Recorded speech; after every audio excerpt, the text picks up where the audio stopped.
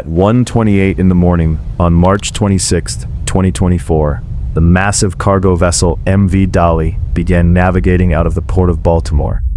Its departure route required passing directly under the Francis Scott Key Bridge, a continuous steel truss structure spanning the Patapsco River. On board, a local harbor pilot was actively guiding the ship through the shipping channel. The operation was entirely routine. The objective was a standard, straightforward transit into the open ocean. Shortly after leaving the terminal, the MV Dolly suffered a complete loss of electrical power. The ship's lights extinguished, and the main engine shut down. Backup generators briefly restored partial power, allowing the crew to issue a distress call to halt bridge traffic. However, the vessel was a massive object already in motion, drifting toward the bridge supports without propulsion or steering control. At this point, the situation was severe, but the exact outcome still appeared manageable. The harbor pilot ordered the rudder hard to port and instructed the crew to drop the port anchor to slow the drift. These physical interventions were insufficient to overcome the sheer momentum of the fully loaded cargo ship. A second total blackout occurred just moments before the bridge. The tipping point was reached when the bow of the Dolly directly struck the bridge's main support pier. There was no remaining system or action that could alter the collision. The impact immediately compromised the structural integrity of the continuous steel truss. Within seconds, the Francis Scott Key Bridge experienced a progressive, catastrophic collapse, falling directly into the river and onto the deck of the Dolly. The immediate aftermath was defined by sudden silence and debris. A maintenance crew repairing potholes was on the span when it fell.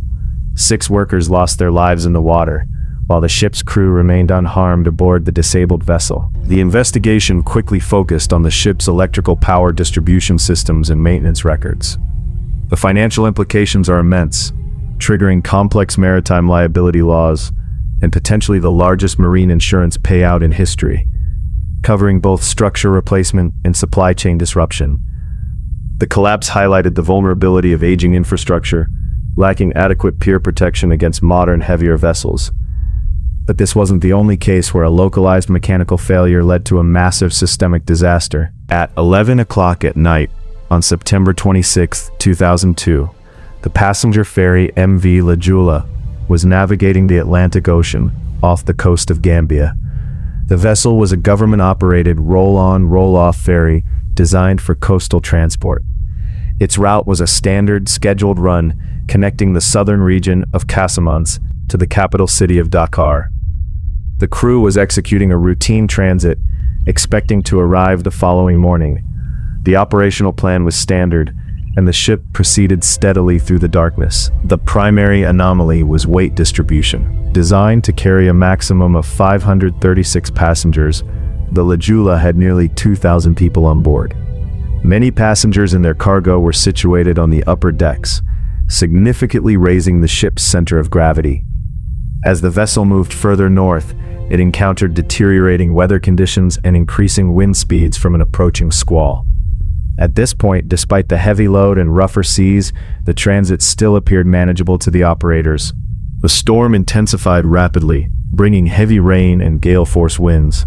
Seeking shelter from the sudden downpour, a massive number of passengers shifted simultaneously to one side of the upper deck. This sudden, concentrated movement of weight, combined with the extreme wind against the ship's profile, completely compromised the vessel's already precarious stability. The tipping point occurred when the Lajula listed beyond its critical angle of recovery. The center of gravity shifted irreversibly, mechanically dooming the vessel to capsize. The physical failure was swift. Within 5 minutes, the Lajula inverted completely, trapping the vast majority of passengers inside the hull. The vessel remained floating upside down in the dark water. The immediate aftermath was marked by isolation and silence above the surface, as life rafts failed to deploy automatically. Only 64 individuals managed to survive by clinging to the exposed hull or debris. An estimated 1,864 people drowned. Rescue operations did not arrive until the following morning.